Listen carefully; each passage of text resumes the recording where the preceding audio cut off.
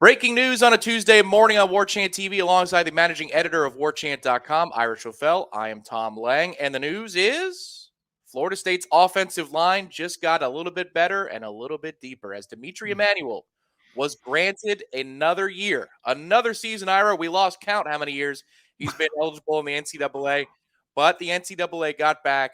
Florida State's offensive line is deeper for 2023 because Dimitri Emmanuel can be a part of the rotation. Your initial thoughts as we hear this news on Tuesday morning?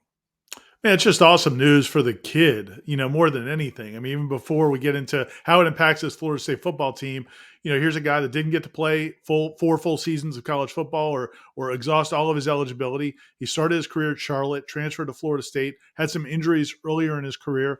And you just like to you want to have college football players get every opportunity to play. And when we were coming up, I'm older than you, but even when you were coming up, the NCAA almost never granted these things. It seemed like, it was very rare to get a sixth or seventh year or something like that. And so it's great for him to get to do it.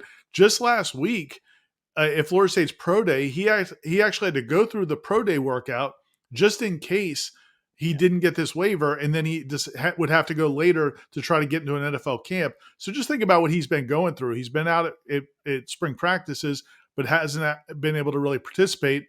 Went through that pro day, not knowing what his future holds. So for him, you're just super thankful. And then obviously it's a big deal for Florida State as well. Ira, I got to tell you that even though Florida State's offensive line depth is so much better than it was 2 years ago, and certainly a significantly better than it was even last season, Right.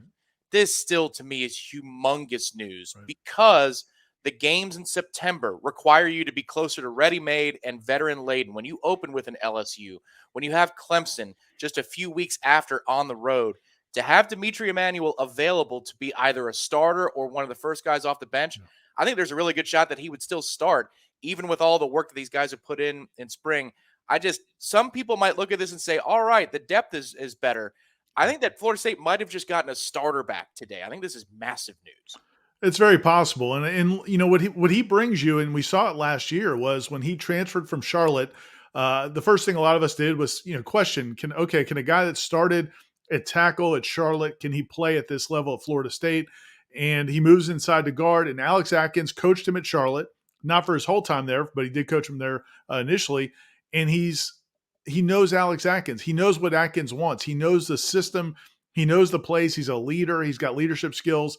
He's a good communicator. So all of those things are positive. Plus, he's a large human being. He's listed at 6'2", 300 pounds. He's a big physical dude. And, with him back now, you basically have four starters back. If you count Bless Harris started last season at tackle, got injured in the opener, didn't play the rest of the season, but was supposed to be a starting tackle. You also bring back Robert Scott at left tackle. You bring back Maurice Smith at center. And now you bring back Dimitri Emmanuel at guard. And then you went out and got three former college starters at their previous schools in Jeremiah Byers, Casey Roddick, and Keandre Jones. Plus, you've got Julian Armella coming up and some of these other guys coming up. So, like you said, man, the competition just got better. The depth got better. And this starting five might have gotten better. Yeah, exactly. And if this was a slow build in the season to where your marquee games were in October or November, I don't know that this is as massive of an instant impact. But because you are playing a veteran defensive front like LSU's right out the gate, the two best defensive fronts you're going to see are in the first 4 games of the season. This is just if it's more than insurance policy, I wouldn't be surprised. But Yeah. what's also really cool to me, Ira, just some background information on this story, is this is now the second offensive lineman that was either in flux or hurt in 2 camps and 2 seasons, the fall season and now the spring, where last year Caden Lyles was hurt before the season started, and he stuck around with Florida State. He was around the program consistently, coaching his segment mates, even though for him, Yeah. we didn't know for sure at the time, but the dream was over in the NCAA. He stuck around the program. Dimitri Emmanuel has been an active guy around the program, encouraging his teammates, being there for his teammates when he wasn't entirely sure if he was going to be a part of the 2023 campaign, one with a ton of expectations for FSU. It just seems like a good guy. Got some good news today. Yeah, no question. If you go back to, and we don't have the video of it here, but on social media, when the football team went to Jacksonville last preseason. They went over to Jacksonville for a couple days, and one of the things they did was like skits, and they had the team broke up into little skits, and they did songs, and he did a rap, and man, the entire team went crazy. And he'd only been here at that point for a few months. I mean, it's not like a guy who's been in the program 4 or 5 years. Very well liked, very well respected. A guy Alex Atkins definitely wants in the program, and they're going to have to make look. I mean, they're in a scholarship crunch, but they're thrilled to have him back. And I think that's a great point. Also, for two reasons that you made, 2 points you made. One is he might be the best option against LSU because he does know this offense exactly. He's going to give Jordan Travis and the offensive players some comfort because he knows the system. Maybe he's not the best option later in the season. Maybe one of those other guys kind of steps up and takes the role. The other thing is, if somebody else wins the job, he seems like the kind of guy that will then coach that guy and help those guys, come along. If he lost the waiver, he's going to have to worry about himself and go get ready for the NFL. He probably leaves Tallahassee, but now he's going to be with these guys all off season. Yeah, I just think it's awesome, man. It's one of those things that I think it makes you smile as a college football fan to see him get this opportunity. But I think the coaching staff's got to be elated.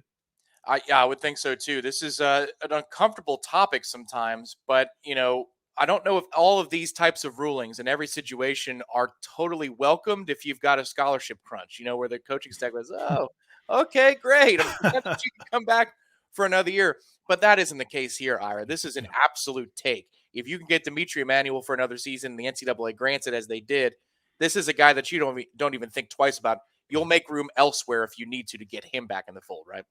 Yeah, for sure. And I think they fought for him. And in the way it would have played out otherwise, if they weren't necessarily as interested, is they probably could have said, look, man, you can go apply for that year somewhere else. But they want him here. He's going to be a big part of this team. And again, whether or not he starts in the season opener, we'll have to see. But it wouldn't surprise me if he does. And even if he doesn't, I think he'll be a huge contributor. So that's the news of the day right now on a Tuesday morning. They hit the practice fields this afternoon. Warchant TV, warchant.com will have you covered head to toe. We'll see if he's donning the pads today or if there's an acclimation period. Not really sure what the deal is going to be with Dimitri Emmanuel, but we will have it covered for you on Warchant TV. This is a big time graphic and something that's going to be circulated today, but we are in the business, Ira, of, well, okay, that's done. Now what's next? And the NCAA does have another Florida State case before them, and that is a hardship waiver, I believe is the proper term, with defensive tackle Daryl Jackson, who was only one of the first standouts of spring camp. So in advancing the discussion, NCAA clears one piece of paper off its desk. They've got another for Florida State. Where do we stand with Daryl Jackson and his eligibility moving from Miami to Florida State after being at Maryland as well in college football? Yeah, and that's what it all comes down to is, this is his third school now. And the NCAA passed the one-time waiver rule so players can go, they don't have to sit out a year anymore. He was able to transfer from Maryland to Miami last year.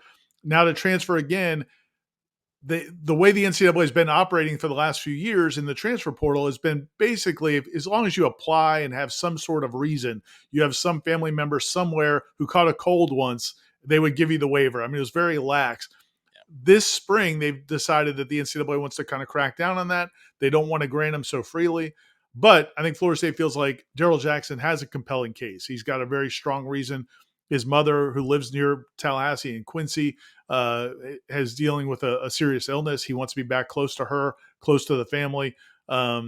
You'd like to think that the NCAA is going to rule in their favor. If it wasn't for this recent NCAA guidance, where they're going to be stricter, it would be a no-brainer. Daryl Jackson, and when he transferred to Florida State, there was feeling that there's no doubt he's going to get the waiver. Because of that new change, the people are concerned about it. I feel like, and I think Florida State feels like he'll still get it because he applied or he transferred before they changed that policy, so he couldn't have known. And B, because he does have a good reason. He does have a sick mother who lives near Tallahassee. It's not like he's got a sick mother in Quincy and wanted to transfer to UCLA. He wants to be here close to her. So I think there's positive feelings about it. I think they're excited. They think Daryl Jackson will get it. We don't have a time frame, though. I mean, it could be what we were told about Dimitri Emmanuel is it could have happened this spring or it could have happened this summer. They didn't know for sure. So we don't know exactly when Daryl Jackson comes. But if that gets cleared, that'll be another huge piece of positive news. NCAA stands for no rhyme or reason. Doesn't have to make sense. The acronym, it doesn't have to make sense with the NCAA. So we'll see when they make the ruling. This came out of left field, and we were happy to cover it for you here on Warchant TV, warchant.com. Dimitri Emmanuel, available for the Noles in 2023. We'll have you covered here on Warchant TV throughout the day, live at 1 o'clock with Seminole headlines, and then practice coverage head to toe, 8:30 p.m. tonight, a live Wake Up Warchant. So thank you for tuning in on Warchant TV. For Ira Schofel, the managing editor of warchant.com, my name is Tom Lang, and we will see you on Warchant TV next time.